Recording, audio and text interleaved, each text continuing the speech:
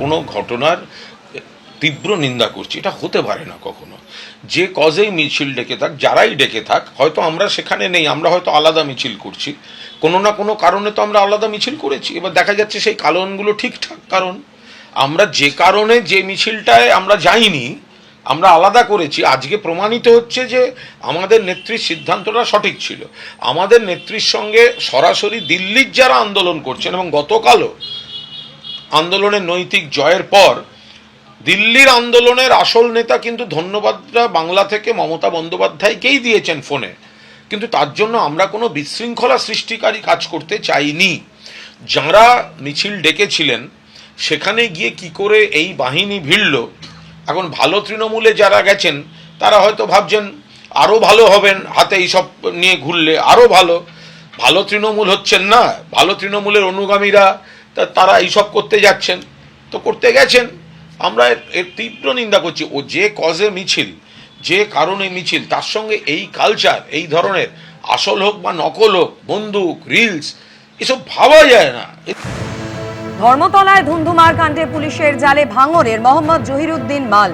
মিছিলে ছিল জহিরুদ্দিন, নিচের পড়ুয়া নয়। কেন আন্দোলনে সে গিয়েছিল সেটা ওই বলতে পারবে। প্রতিক্রিয়া ধৃত মোহাম্মদ জহিরুদ্দিন মালের বাবার। ওর দোকান আছে, কাপড়ের দোকান আছে ভাঙড়ে। মিছিলে এসেছিল, এমনি মিছিলে এসেছিল। হ্যাঁ, ওর ভাগ্নি টাগ্নি অনেক। না, নিজে পড়াশোনা করে না এখন। কি জন্য এসেছিল? উনি মিছিলে এসেছিল। নিট কে দিচ্ছে আপনাদের বাড়িতে? আমাদের বাড়িতে নিট কে দেবে? নিটের কোনো পরীক্ষার্থী আছে আপনার বাড়িতে? আছে, ভাগ্নিরা সব পড়াই হয়েছে। দিচ্ছে ডাক্তারি পরীক্ষা দিচ্ছে না। জহিরুদ্দিন কত ক্লাস পর্যন্ত পড়াশোনা করেছে? এই 12 ক্লাস। আন্দোলনে কেন এসেছিল? আন্দোলনে এসেছিল কেন সেটা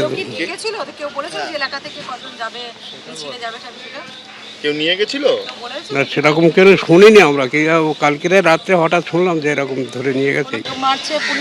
না না, উনি তো মারধর করেনি। ছবি পেয়েছে। ধর্মতলায় গন্ডগোলের ঘটনায় যাদের গ্রেফতার করা হয়েছে তাদের মধ্যে রয়েছে আরশাদ আলী ওরফে সাজিদ। আর তার পরিবার দাবি করছে যে ধৃত আরশাদ খেলা দেখতে গিয়েছিল।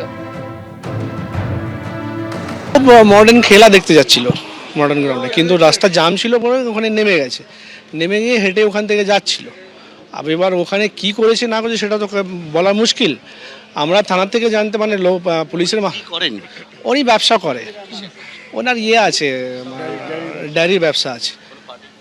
না না, পার্টি কিছু করে না, ওই ডায়েরি ম্যানেজার, ওই রাজাবাজার বৈঠকখানা দিচ্ছেন উনি। নিটের এক্সাম আত্মীয়রা তো আছে, এমনি ভাগনা ভাগ্নি আছে। ওই বছর সেটা তো বলতে পারছি না, ওটা দেখা যাচ্ছে, আমরা তো দেখিনি কোনোদিন। সেটা তো ওই বলতে পারবে কি রাগ আছে। জুতো খুলে এই ছবিটা কি আছে, আমাকে কোথা থেকে এসেছে সেটা আমরা বলতে পারবো। এটা উনি আছে, এটা এবার এটাকে মানে এআই জেনারেটেড আছে কি, এটা কি আছে সেটা আমি বলতে পারবো। এটা এআই জেনারেটেড হতে পারে। ধর্মতলায় ধুন্ধুমার কাণ্ড, অভিযুক্ত আফরোজের সঙ্গে তৃণমূল যোগ প্রকাশ্যে। তৃণমূল কর্মী হিসেবে পরিচিত এই আফরোজ, এমনটাই স্থানীয় সূত্রে দাবি। মেটিয়াবুরুজের তৃণমূল বিধায়ক আব্দুল খালেক মোল্লার সঙ্গে ভোট প্রচারের গাড়িতে দেখা যায় এই আফরোজকে। আফরোজের সঙ্গে একাধিক তৃণমূল নেতা কর্মীদের ছবিও সোশ্যাল মিডিয়ায় দেখা গিয়েছে। আফরোজের ছবির তলায় লেখা রয়েছে মমতা বন্দ্যোপাধ্যায় মানেই উন্নয়ন। তৃণমূলের পতাকা নিয়ে চলা একটি মিছিলেও হাঁটতে দেখা যাচ্ছে এই আফরোজকে।